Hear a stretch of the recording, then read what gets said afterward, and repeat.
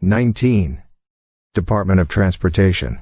Diana Furchtgott-Roth. Introduction. America needs transportation that is more abundant and affordable, as well as dignified, accessible, and family-friendly. Transportation plays a vital role in the prosperity and flourishing of the United States. Americans use trucks, tankers, and trains to keep our supply chains running, and cars, transit, and planes to go where we want to go. 240 years ago, Adam Smith recognized that connections were a bedrock of society because they stimulate specialization, innovation, and capital investment. In the following decades, America's growth was made possible by transportation. First ports and transatlantic shipping, then roads, canals, and eventually railroads pushing westward to create the nation we call home. Access to transportation is part of what made our country great. The U.S. Department of Transportation, DOT, with a requested fiscal year 2023 budget of $142 billion, was originally intended simply to provide a policy framework for transportation safety, rulemaking, and regulation. However, it has evolved to believe that its role is to deliver the world's leading transportation system, that is, to select individual projects and allocate taxpayer funds in the actual planning, developing, and building of transportation assets. Such a role is held more appropriately by transportation asset owners, primarily states, municipalities, and the private sector. In addition to providing a safety and regulatory framework through its 11 subcomponents known as modes, the department has become a de facto grant-making and lending organization. DOT provides approximately $50 billion in discretionary and formula grants, known as obligations, annually in areas ranging from transit systems to road construction to universities, and has lent or subsidized more than $60 billion since the Transportation Infrastructure Finance and Innovation Act, TIFIA program, now managed by the Build America Bureau, was created in 1998. This evolved role as a major, and often primary, funding and financing source is far from the department's original policy framework. It also removes incentives for state and local officials to ensure that investments are worthwhile, because federal money removes the need to get public buy-in to build and maintain infrastructure projects as funding becomes someone else's money. Despite the department's tremendous resources, congressional mandates and funding priorities have made it difficult for DOT to focus on the pressing transportation challenges that most directly affect average Americans, such as the high cost of personal automobiles, especially in an era of high inflation, unpredictable and expensive commercial shipping by rail, air, and sea, and infrastructure spending that does not match the types of transportation that most Americans prefer. Transforming the department to address the varied needs of all Americans more effectively remains a central challenge. DOT is particularly difficult to manage because its 11 major components, 9 modal administrations, the Office of the Secretary, and the Office of the Inspector General all have their own sets of personnel, including administrators, deputy administrators, chiefs of staff, and general counsels. Most grants flow through the modes, such as the Federal Highway Administration, Federal Transit Administration, and Federal Aviation Administration. The Office of the Secretary contains its own grant-making operation that funds research and some special grants, as well as a major lending operation, the Build America Bureau, that functions as an infrastructure bank. The Office of the Secretary has department-wide offices for such functions as budget and financial management, the General Counsel, Policy, the Office of Research and Technology, Government Affairs Administration, the Office of the Chief Information Officer, Small and Disadvantaged Business Utilization, Public Affairs, Drug and Alcohol Policy and Compliance, and Civil Rights. The modal administrations include the Federal Aviation Administration, FAA, Federal Highway Administration, FHWA, Federal Railroad Administration, FRA, National Highway Traffic Safety Administration, NHTSA, Federal Transit Administration, FTA, Great Lakes St. Lawrence Seaway Development Corporation, GLS, Maritime Administration, MARAD, Federal Motor Carrier Safety Administration, FMCSA, and Pipeline Safety and Hazardous Material Administration, PHMSA. DOT's fundamental problem is that instead of being able to focus on providing Americans with affordable and abundant transportation, it has become saddled with congressional requirements that reduce the department to a de facto grant-making organization. Yet there is little need for much of this grant-making. for two reasons. New technology enables private companies to charge for transportation in many areas, which could transform how innovation is financed. It is vital to consider the role of user fees and other pricing innovations with regard to transportation infrastructure. Airport landing fees for aircraft, toll charges on roads and bridges, and per-gallon taxes on gasoline and diesel fuel are all examples of user charges that affect the decisions of transportation system users. These changes could shift our nation's transportation away from being a top-down system that is misaligned with the needs of so many Americans. Increasing private sector financing could revolutionize travel and increase everyday mobility to its greatest potential in a way that Americans prefer. Doing so would keep transportation decisions out of the hands of bureaucrats in Washington, D.C., who are far removed from local problems and preferences. If funding must be federal, it would be more efficient for the U.S. Congress to send transportation grants to each of the 50 states and allow each state to purchase the transportation services that it thinks are best. Such an approach would enable states to prioritize different types of transportation according to the needs of their citizens. States that rely more on automotive transportation, for example, could use their funding to meet those needs. Meanwhile, many Americans continue to confront serious challenges with their day-to-day transportation, including costs that have increased dramatically in recent years. DOT in its current form is insufficiently equipped to address those problems. DOT's discretionary grant-making processes should be abolished, and funding should be focused on formulaic distributions to the states, which know best their transportation needs and are incentivized to think of the long-term maintenance costs. At a bare minimum, the number of grants should be consolidated. DOT would also reduce unnecessary burdens by returning to the Trump administration's rule on rules approach to regulations, implemented in late as RINAE. This rule strengthened the administration's effort to remove outdated regulations, find cost-saving reforms, and clarify that guidance documents are in fact guidance rather than mandatory impositions. The Biden administration unwisely moved away from this reform, and the next administration should revive it without delay. Build America Bureau. The Build America Bureau, BAB, resides within the Office of the Secretary, and describes itself as responsible for driving transportation infrastructure development projects in the United States. This lofty-sounding goal in practice means that the Bureau serves as the point of contact for distributing funds for transportation projects in the form of subsidized 30-year loans. For higher quality projects and in certain circumstances, these government loans may disintermediate the private sector from providing similar financing, albeit at higher costs. At certain times in the economic cycle, and for many lower quality projects with more dubious economic return, similar loans from the private sector are simply not available. Should the BAB continue to exist and potentially disintermediate the private financing sector, it must maintain underwriting discipline and continue best practices of requiring rigorous financial modeling and cushion for repayment of loans in a variety of economic scenarios. In addition, the BAB should ensure that these loans do not become grants in another form by maintaining the requirement that all project borrowers be rated at least investment grade by the major ratings agencies and that project sponsors remain liable to ensure that all financing is repaid, even in periods of financial stress and economic downturns.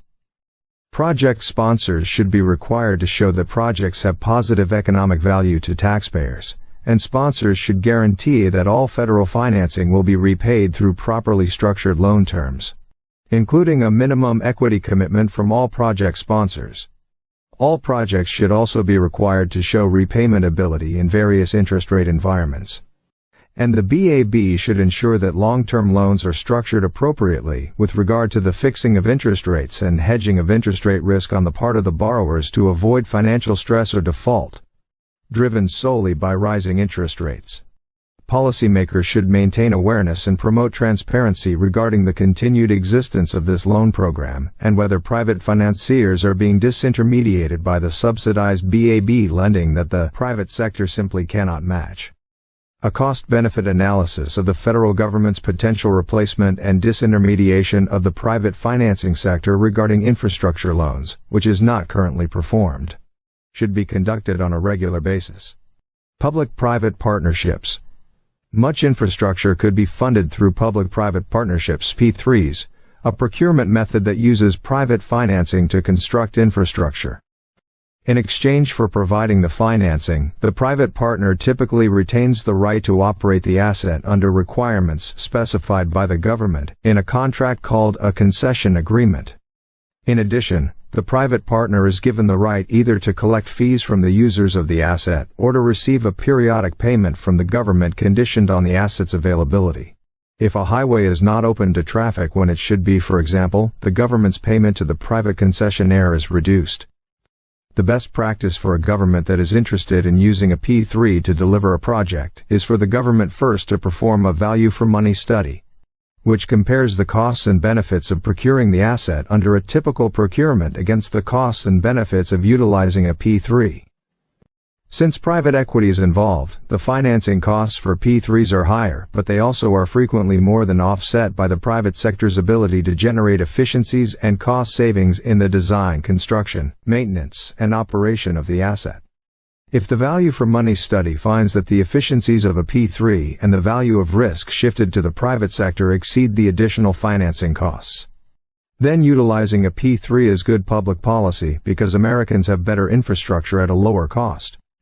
As well as providing better transportation facilities for Americans, Ps offer a number of benefits to governments. Specifically, they provide access to some of the world's best talent with vast experience in delivering infrastructure, create incentives for innovation and creativity, shift unique project risks to companies that are familiar with those risks, and allow designers, contractors, and maintenance teams to work together through the delivery of the process to focus on life cycle costs, as opposed to just initial design and construction costs. It should be noted that project funding and P3s are not synonymous. Policymakers and government leaders frequently mistake the financing that P3s provide for funding. A P3 allows the government to obtain equity from the private sector, but that equity has to be paid back with interest.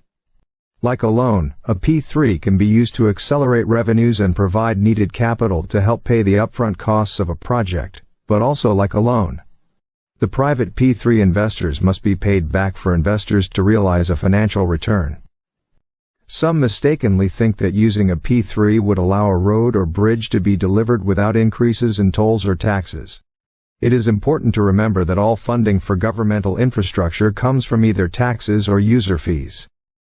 P3 financing can be used to make those funding sources more efficient, but it cannot replace the need for taxes or user fees to provide the funding for the project. In addition, a poorly managed P3 procurement process, the process government uses to identify the best private P3 partner, can result in excessive consultant costs and years-long delays in delivery. While P3s can offer efficiencies in delivering the project, the P3 procurement process itself can be significantly longer and more expensive than traditional procurement processes. Finally, and possibly most important, a P3 gives a private party the ability to collect fees or payments over decades, a period well beyond the length of the careers of the political appointees who sign contracts with private parties. Thus, P3s create an opportunity for current governmental leaders to obtain a higher upfront payment from the private party in exchange for greater user fees paid by future generations who will use the asset. In other words, a governmental CEO, governor, mayor, head of an authority, can use a P3 to impose unnecessarily high costs on users decades in the future in exchange for upfront cash. It is important that contracts be transparent in order to minimize this possibility. A P3's greatest public value is realized when the procurement model is used for a project that is unusually risky or a type of project with which the government has limited experience, such as a tunnel or light rail line. P3s are an excellent tool for transferring risk from the public sector to the private sector and can create considerable value for the tax-paying public. However, a high degree of expertise is required to ensure that the risk transfer warrants the higher financing and procurement costs that P3s impose. Emerging technologies. As private companies develop a future of new emerging technologies, one role for DOT is driving clarity in the government's role and setting standards for safety, security, and privacy without hampering innovation. DOT can oversee the testing and deployment of a wide variety of new technologies, allowing communities and individuals to choose what best fits their needs. It is the role of the private sector, not the government, to pick winners and losers in technology development. If a technology underperforms, the private sector should be liable, not the government. The department should ensure a tech-neutral approach to addressing any emerging transportation technology while keeping safety as the #1 priority. As part of this, it should work to facilitate the safe and full integration of automated vehicles into the national transportation system. Over time, these advanced technologies can save lives, transform personal mobility, and provide additional transportation opportunities, including for people with disabilities, aging populations, and communities where car ownership is expensive or impractical.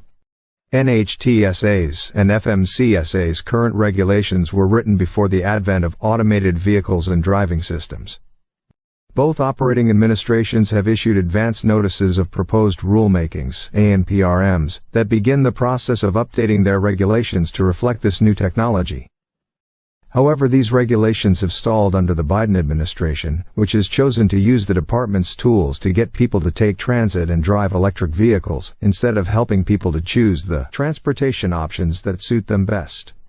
NHTSA should work to remove regulatory barriers by focusing on updating vehicle standards, as well as publishing performance-based rules for the operations of automated vehicles. AVs. FMCSA should work to clarify the regulations to align with DOT's AV3 guidance, which would allow the drivers to be safely removed from the operations of a commercial motor vehicle. From a non-regulatory point of view, DOT has pivoted from a successful focus on the voluntary sharing of data to improve safety outcomes to adoption of a more compulsory and antagonistic approach to mandating data collection and publication through a standing general order related to automated vehicles. This needs to be reversed. Many of these new and innovative technologies rely on wireless communications that depend on the availability and purchase of radio frequency spectrum, a trend that is consistent with what we see in connectivity in our everyday lives. There is a role for DOT in ensuring that in the fight over spectrum, transportation gets its fair share. For technologies to work in transportation, and in particular to work for transportation safety, they have to meet the unique needs of a transportation environment. They need to account for rapidly moving and out-of-line-of-sight vehicles as well as pedestrians, bicyclists, and other road users. They should account for the potential for radio interference, and they should address security. This is why in 1999, in response to a request from Congress, the Federal Communications Commission allocated the 5.9 GHz band of spectrum to Traffic Safety and Intelligent Transportation Systems, ITS. In 2020, the FCC took away 45 MHz of the 75 MHz it had added, leaving only 30 MHz for transportation safety and ITS. DOT needs to represent the transportation community and make the case for needed spectrum to the public and Congress. Corporate average fuel economy (CAFE) standards. One reason for the high numbers of injuries on American roadways is that national fuel economy standards raise the price of cars, disincentivizing people from purchasing newer, safer vehicles. Congress requires the Secretary of Transportation to set national fuel economy standards for new motor vehicles sold in the United States. This mandate was established in the Energy Policy and Conservation Act of 1975, EPCA. A law passed in the wake of the Arab oil embargo to promote greater energy efficiency and lessen the national security threat of American dependence on foreign oil. The statute directs DOT to prescribe the maximum feasible mileage requirements for different categories of internal combustion engine, ICE automobiles for each model year. The standards must be achievable using available ICE technologies running on gasoline, diesel fuel, or similar combustible fuels, and must not be set so high as to prevent automakers from profitably producing new vehicles at sufficient volume to meet consumer demand. Congress recognized that the ICE-powered automobile has been instrumental to advancing the mobility and prosperity of the American people, and that the domestic mass production of new ICE vehicles generates millions of jobs and remains critical to the overall health of the U.S. economy and the strength of the nation's industrial base. Accordingly, Congress took care to ensure that the mileage requirements issued by DOT would not undermine the vitality of America's auto industry or interfere with the market economics that drives consumer demand for new vehicles. This rule-making authority, which has been delegated by the Secretary to the National Highway Traffic Safety Administration, is exclusive to DOT. EPCA expressly preempts states from adopting or enforcing any different requirement related to fuel economy standards for new motor vehicles.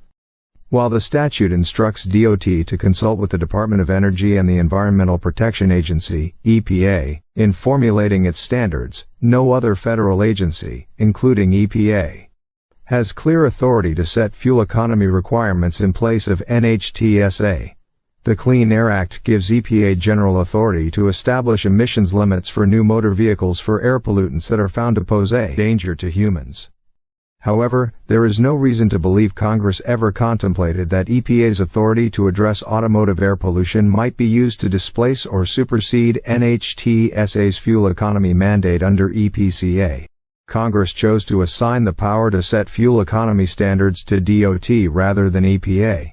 This was not only because DOT understands the technologies and economics of the auto industry, but also because NHTSA is the nation's leading motor vehicle safety regulator, and Congress sought to ensure that fuel economy requirements would not adversely affect highway safety. Unfortunately, the Biden administration has flouted these statutory limitations in nearly every respect. The predictable result is higher expected transportation costs for Americans. In pursuit of an anti-fossil fuel climate agenda never approved by Congress, the Biden administration has raised fuel economy requirements to levels that cannot realistically be met by most categories of ICE vehicles. The purpose is to force the auto industry to transition away from traditional technologies to the production of electric vehicles, EVs, and compel Americans to accept costly EVs despite a clear and persistent consumer preference for ICE-powered vehicles. In further support of this agenda, federal regulators administer a scheme of generous fuel economy credits that subsidize EV producers such as Tesla at the expense of legacy automakers. Moreover, and contrary to Congress's design, the Biden EPA has been given preeminence in the regulation of fuel economy through the setting of carbon dioxide emissions limits for new motor vehicles under the Clean Air Act. Because carbon dioxide emissions levels correspond to mileage in automobiles powered by fossil fuels, these EPA rules are de facto fuel economy requirements that apply independently of NHTSA standards. The Biden administration has also granted California special waiver under the Clean Air Act that permits the California Air Resources Board, CARB, to issue its own fuel economy directives, notwithstanding EPCA's prohibition on state standards. Under this waiver, CARB has ordered automakers to phase out the sale of ICE-powered automobiles in California and transition to the production of zero-emission vehicles by 2035. The Clean Air Act allows other states to follow California's requirements. Thus, CARB is effectively determining fuel economy policies for the entire nation. As a result of these regulatory actions, automobiles will be significantly more expensive to produce, there will be fewer affordable new vehicle options for American families, and fewer new vehicles will be sold in the U.S. That will do more than translate into a loss of auto industry jobs for American workers. It will also mean a significant increase in traffic deaths and injuries. As fewer new cars are purchased, the price of used cars will rise, and more Americans will be left driving older cars, which traffic statistics show are much less safe than newer vehicles. NHTSA itself has acknowledged that the Biden administration's fuel economy standards will generate hundreds of additional fatalities and thousands of additional injuries on U.S. highways. Because older cars also produce more harmful air pollution, the aging of America's fleet will also have negative consequences for air quality. In addition, the Biden administration's efforts to accelerate EV sales by regulatory fiat work against the national security interests of the United States, in contravention of Congress's goals under EPCA. Increasing the production of EVs will make the U.S. more dependent on China and other foreign countries that control the supply and processing of rare earth minerals that are needed for EV batteries. And the faster deployment of EVs will put a major strain on America's vulnerable power grid, requiring large investments in critical infrastructure and a big boost in the nation's electricity production, including from gas-fired and oil-fired power plants. In exchange for all of these harmful effects on traffic safety, consumer choice, American jobs, the nation's air quality, and U.S. national security. The Biden fuel economy regulations are predicted to have no meaningful effect on global temperature trends over the long term. The next administration must return the federal fuel economy program to the limits established by Congress. The standards issued by NHTSA must be reset at reasonable levels that are technologically feasible for ICE automobiles and consistent with an increase in domestic auto production and healthy growth in the sale of safer and more affordable new vehicles. To achieve these goals, the next administration should reduce proposed fuel economy levels. The administration should consider returning to the minimum average fuel economy level specified by Congress for model year 2020 vehicles, levels aimed at achieving a fleet-wide average of 35 miles per gallon. Consideration should be given to maintaining the standards at those levels for the near term in order to promote the objectives laid out by Congress.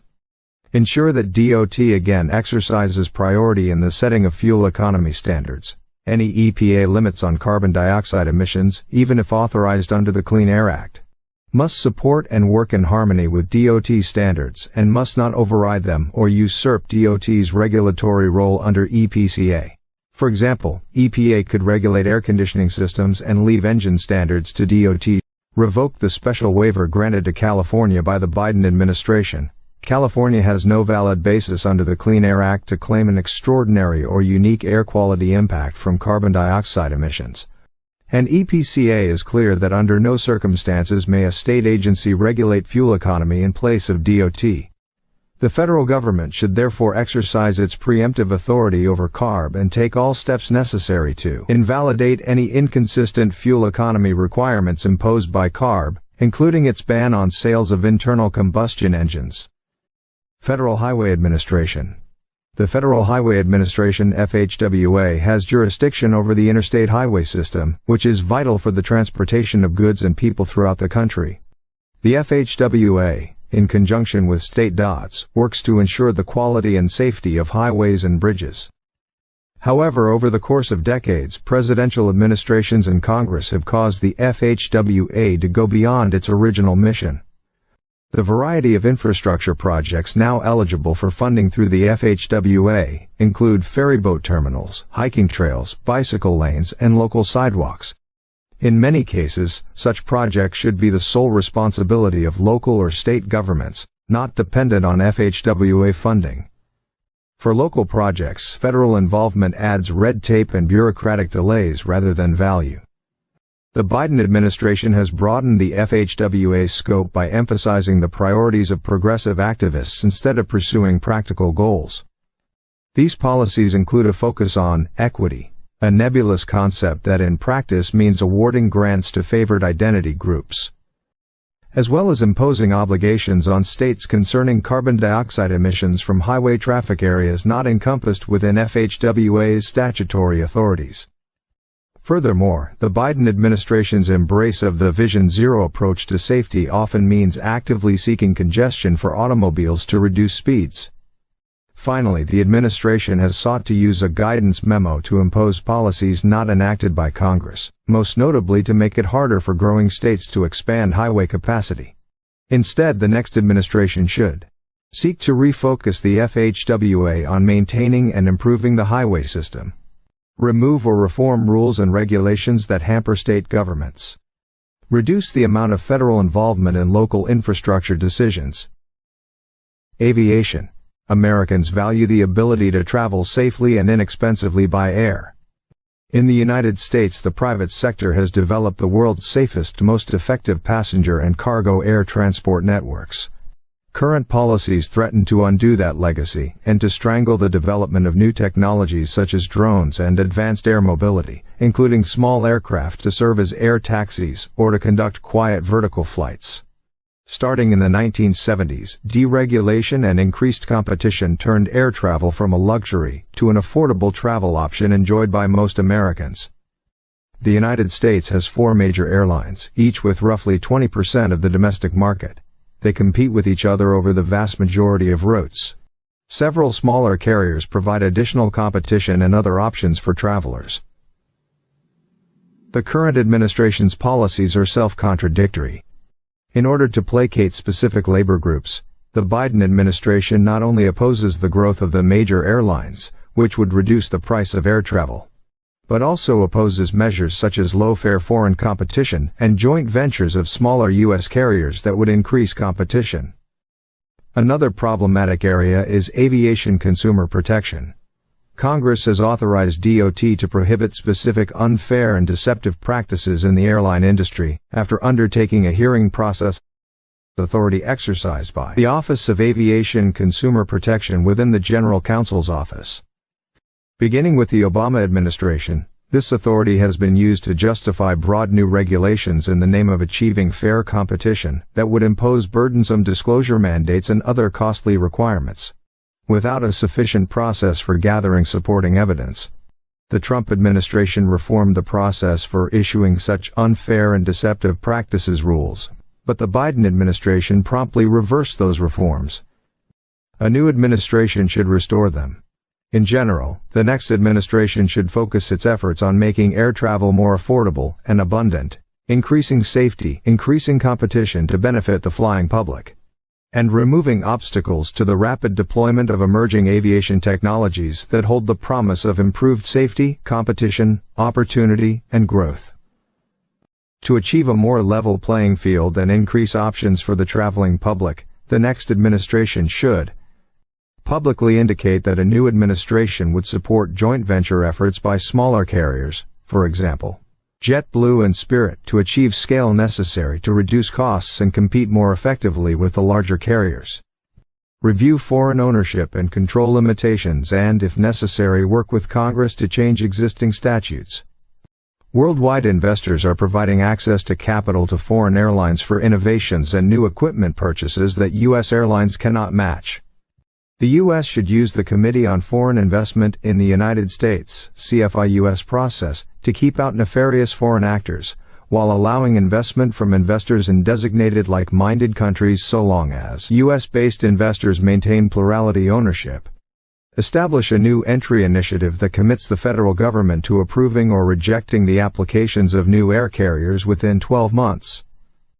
Initiate a rulemaking to allocate slot pairs more consistently to airlines at capacity-controlled airports on the primary basis of safety, maximizing capacity, and competition. In a perfect world, the market would dictate these options, but in the highly regulated international aviation sector, the current incentives are to keep out competitors. Slot regulations have not been updated since the 1990s. Well-meaning legislation and the pilot shortage are adversely affecting aviation safety. In the wake of the 2009 Colgan Airlines crash, all commercial pilots and co-pilots were required to have 1,500 flight hours.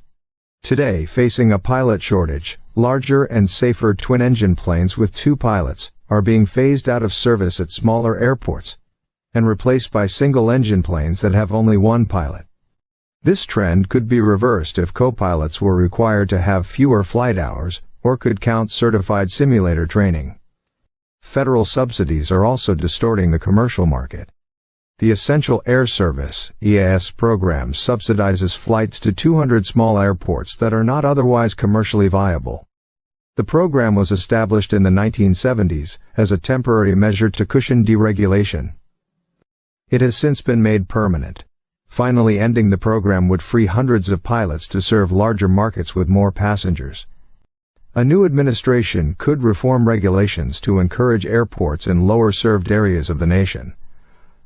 International air travel is regulated and restricted by individual treaties between the United States and other countries. The new administration should remain committed to the laudatory goal of open skies. However, many of the largest emerging markets are not fully open, and our aviation policies should reflect that reality and ensure that U.S. air carriers compete on a level playing field.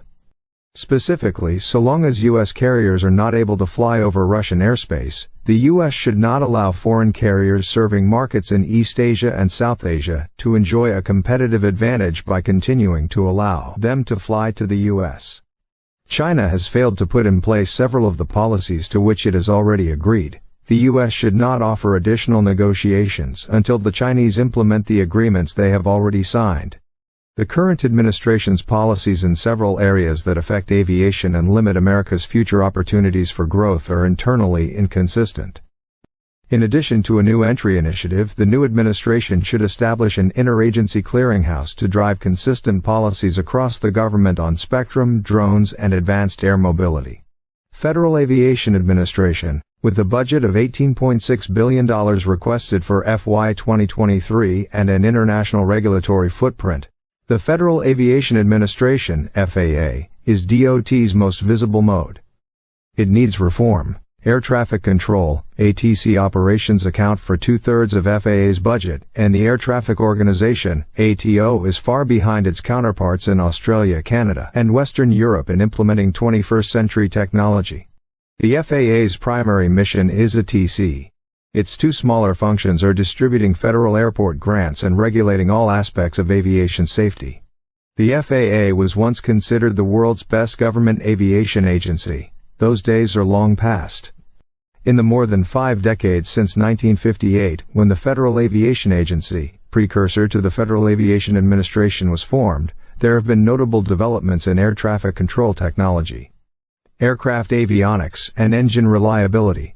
But despite many well-intentioned attempts, there have been few changes in the FAA's funding structure. The FAA is still improperly organized and financed, and the management reforms provided in the late 1990s remain largely unused. The FAA is 10 years older than DOT. It provides two separate and functionally different services: the world's largest and most complex air navigation service provider, ANSPA, and, at the same time, the world's largest civil aviation regulatory and certificatory agency. The first is a 24/7 365 air traffic service provider.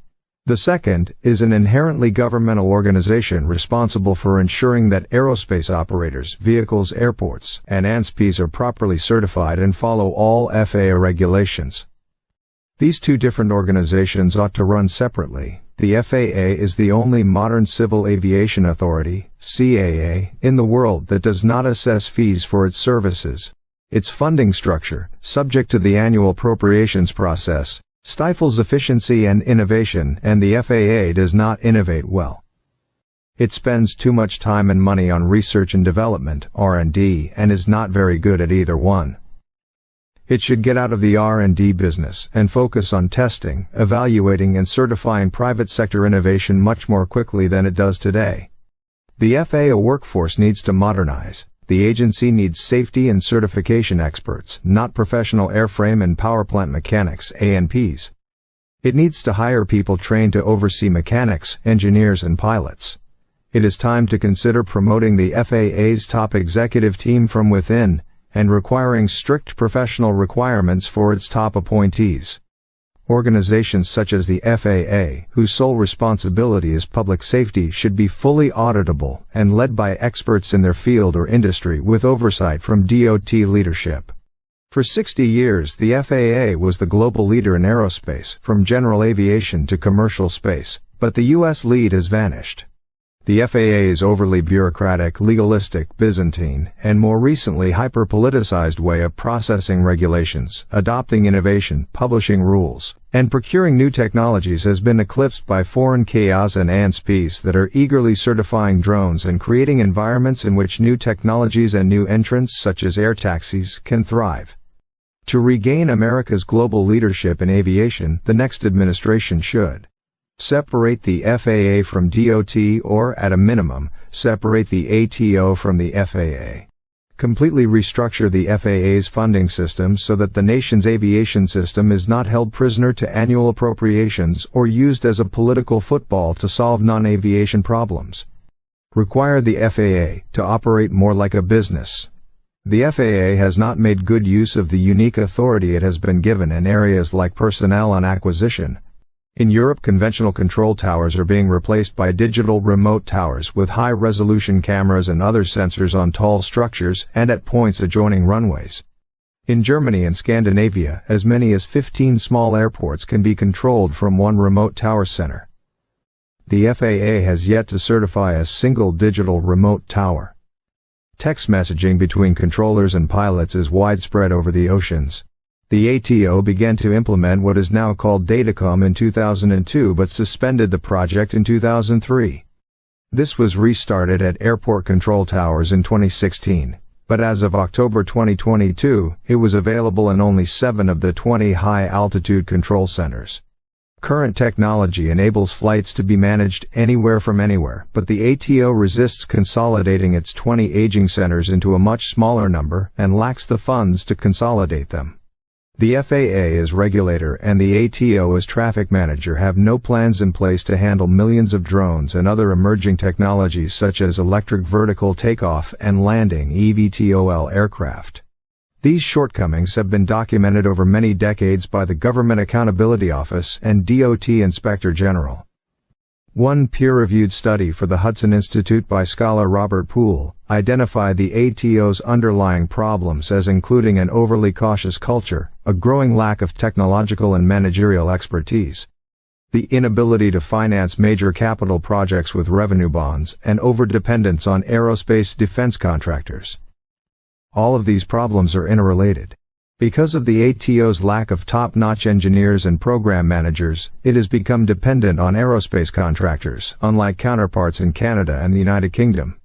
Operating within the constraints imposed by the annual congressional appropriations process, and with no bonding authority, the ATO is forced to implement major projects piecemeal over many years. The ATO's overly cautious culture appears to stem from its being embedded in a safety regulatory agency, rather than being regulated at arm's length, as are airlines and airports. 3 organizational changes, all requiring legislation, offer the likelihood of dealing with these problems based on the experiences of air traffic providers in Canada and Europe. They could be implemented one at a time or together. Separate the ATO from the FAA and relocate it to separate headquarters outside the District of Columbia. Shift from aviation user taxes to fees for air traffic services paid directly to the ATO. Allow the ATO to issue long-term revenue bonds for major projects. Shorter-term reforms could include implementing user fees for unconventional airspace users, for example advanced air mobility, space launch, and recovery, and giving the ATO a deadline after which it could not authorize or fund any more non-digital remote control towers. These reforms would also require legislation. Federal transit policy. The definition of mobility continues to evolve dramatically with the rise of new multimodal concepts, traveler needs, and emerging capabilities. These fundamental changes in the way transportation services are offered also influence the form of our communities. New micromobility solutions, ride-sharing, and a possible future that includes autonomous vehicles mean that mobility options, particularly in urban areas, can alter the nature of public transit, making it more affordable and flexible for Americans. Unfortunately, DOT now defines public transit only as transit provided by municipal governments. This means that when individuals change their commutes from urban buses to ride-share or electric scooter, the use of public transit decreases. A better definition for public transit, which also would require congressional legislation, would be transit provided for the public rather than transit provided by a public municipality. The COVID-19 pandemic caused a substantial decline in usage for all forms of transportation. Mass transit has been the slowest mode to recover, with October 2022 ridership reaching only 64% of the level seen in October 2019. The sustained increase in remote work has caused changes in commuting patterns, since facilitating travel for workers is one of the core functions of mass transit systems. A permanent reduction in commuting raises questions about the viability of fixed-route mass transit, especially considering that transit systems required substantial subsidization before the pandemic. Regrettably, the 2021 Infrastructure Investment and Jobs Act authorized tens of billions of dollars for the expansion of transit systems, even as Americans were moving away from them and into personal vehicles. Lower revenue from reduced ridership is already driving transit agencies to a budgetary breaking point, and added operational costs from system expansions will make this problem worse. The Capital Investment Grants (CIG) program is another example of Washington's tendency to fund transit expansion, rather than maintaining or improving current facilities. The CIG program, which began in 1991, funds only novel transit projects. These can include new rail lines, regardless of the demand for pre-existing rail in the area, and costly operations such as streetcars. because Americans have demonstrated a strong preference for alternative means of transportation, rather than throwing good money after bad by continuing federal subsidies for transit expansion. There should be a focus on reducing costs that make transit uneconomical. The Trump administration urged Congress to eliminate the CIG program, but the program has strong support on Capitol Hill. At a minimum, a new conservative administration should ensure that each CIG project meets sound economic standards and a rigorous cost-benefit analysis. The largest expense in transit operational budgets is labor. Compensation costs for transit workers exceed both regional and sector compensation averages. This is driven by generous pension and health benefits rather than by exorbitant wages. Since workers value wages more than they value fringe benefits, this has led to a perverse situation in which transit agencies have high compensation costs yet are struggling to attract workers. The next administration can remove the largest obstacle to reforming labor costs. Section 10C of the Urban Mass Transportation Act of 1964 was initially intended to protect bargaining rights for workers in privately owned transit systems that were being absorbed by government-operated agencies. The provision has mutated into a requirement that any transit agency receiving federal funds cannot reduce compensation, an interpretation that far exceeds the original statute. Returning to the original intent would allow transit agencies to adjust fringe benefits without fearing a federal lawsuit. It is also vital to move away from using the Highway Trust Fund to prop up mass transit.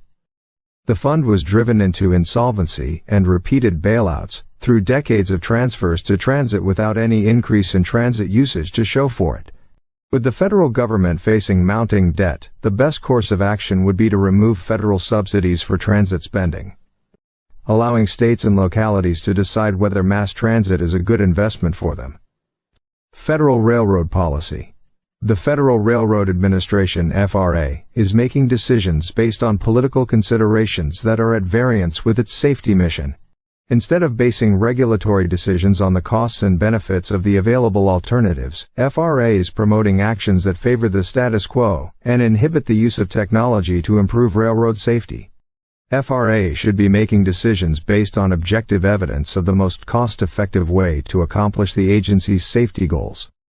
FRA's singular focus on job preservation is contrary to FRA's mission, and it has a deleterious effect on the morale of FRA's professional staff, as shown by the annual employee surveys conducted by the Office of Personnel Management. FRA needs to communicate clearly to its career employees a new commitment to making decisions that are consistent with the agency's safety mission. FRA's procedures call for decisions on waivers to be made by its safety board. Appeals can be taken to the administrator. However, FRA has deviated from these procedures as the administrator has injected himself into safety board decisions. FRA needs to review its actions with respect to specific proceedings where the agency's direction cannot be justified. For example, FRA's Notice of Proposed Rulemaking, NPRM, on crew size is not based on safety considerations. It is designed to reduce flexibility by making it impossible for railroads to operate with crews of fewer than 2 in circumstances where there is no operational need for the second crew member. Although FRA could adopt a modern inspection program that takes advantage of technological ways to inspect track, it is refusing to amend 50-year-old track inspection requirements, leaving customers with higher costs. FRA is refusing to take final action on a rulemaking proceeding that would modernize brake inspection requirements by taking advantage of the ability to track brake inspections on rolling stock electronically instead of by using paper air brake slips, which would enable extending the interval between brake inspections for trains and eliminating restrictions on the ability to place removed blocks of cars in trains. FRA will be proposing certification requirements for dispatchers and signal employees, despite the failure of the Railroad Safety Advisory Committee (RSSC) to identify any safety benefit.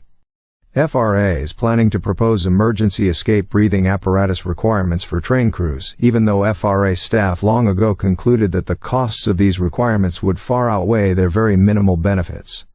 It is vital that the integrity of FRA's research program be preserved. In 2022, FRA switched the management of the Transportation Technology Center, TTC, in Pueblo, Colorado. From a subsidiary of the Association of American Railroads, AR, to ENSCO Inc., FRA seems determined to direct research to TTC, even when there are better choices with respect to the research in question, in an effort to support TTC financially and justify its decision to change management at TTC. This change in approach threatens the collaborative approach to research between FRA and the railroads that has existed for decades. FRA should make its decisions on where to spend its research dollars solely on the merits of improving the safety and efficiency of the railroad industry. Maritime policy. The Maritime Administration, MARAD, was established by President Harry Truman in 1950 and was transferred to DOT in 1981. A principal function is maintaining the overall health of the U.S. merchant marine, which is important both to national defense and to foreign and domestic commerce. MARAD is also in charge of the United States Merchant Marine Academy and operates ships and funding for the 6 state maritime academies. MARAD would be better served by being transferred from DOT to the Department of Homeland Security, DHS. MARAD is the only DOT modal administration that does not regulate the industry that it represents. The maritime industry is regulated by the U.S. Coast Guard, ships and personnel, and by the Federal Maritime Commission, cargo rates and competitive practices. Furthermore, MARAD has responsibilities both in peacetime commerce and operationally in wartime crisis sealift through its responsibility to manage the National Defense Reserve Fleet and 45 ship-ready reserve force for the United States Navy. These missions are unique to MARAD within DOT. As a result, MARAD's missions and purpose, and therefore its funding priorities, are not well understood and historically have been minimalized in planning and budgeting. MARAD, including its subordinate service academy, the U.S. Merchant Marine Academy, should be transferred to the Department of Defense if the Coast Guard is located there because DHS has been eliminated, or to the Department of Homeland Security. In this way, the two agencies charged with oversight and regulation of the maritime sector, MARAD and the United States Coast Guard, would be aligned under the same department where operational efficiencies could be realized more easily. Serious consideration should be given to repealing or substantially reforming the Jones Act, which would require legislation. The economic costs of the Jones Act, which is notionally in place to promote a robust merchant marine, vastly exceed its effect on the supply of domestic ships. For instance, no liquefied natural gas (LNG) can be shipped from Alaska to the lower 48 states because there are no U.S.-flagged ships that carry LNG. If there are genuine concerns about U.S. fleet capacity in the absence of the Jones Act, it would be possible to do so through an expansion of the Defense Reserve Fleet. Another DHS agency, the Federal Emergency Management Agency, FEMA, is a frequent user of MARAD-ready reserve force shipping during disaster assistance missions. Transferring MARAD to DHS would make coordination and requisition of those vessels a smoother and more rapid process. DHS has responsibility for reviewing and approving Jones Act waivers. This process first requires a market survey of available shipping tonnage that is completed by MARAD. The processing of Jones Act waiver requests would be streamlined if both agencies were in the same department. Finally, DHS as a department is experienced in administering and budgeting for the operation of an existing Federal Service Academy, the U.S. Coast Guard Academy, which is similar to the U.S. Merchant Marine Academy in size. There would be increased efficiencies and better alignment of the missions of these two institutions if they were under one single department that has equity in the industry served by these academies. Conclusion. Americans need more abundant and affordable transportation. They need more affordable and safer cars as well as physical aspects of transportation such as roads, bridges, airports, ports, and rail lines. The Department of Transportation should be evaluating which aspects of transportation are contributing to the economic competitiveness of the United States and the well-being of Americans, and that therefore should continue to be funded. All too often, DOT's mission is described as reducing the number of trips, using less fuel, and raising the costs of travel to Americans through increased use of renewables. These goals are not compatible with what should be DOT's purpose, to make travel easier and less expensive. That is what the American people want, and that is what DOT should provide.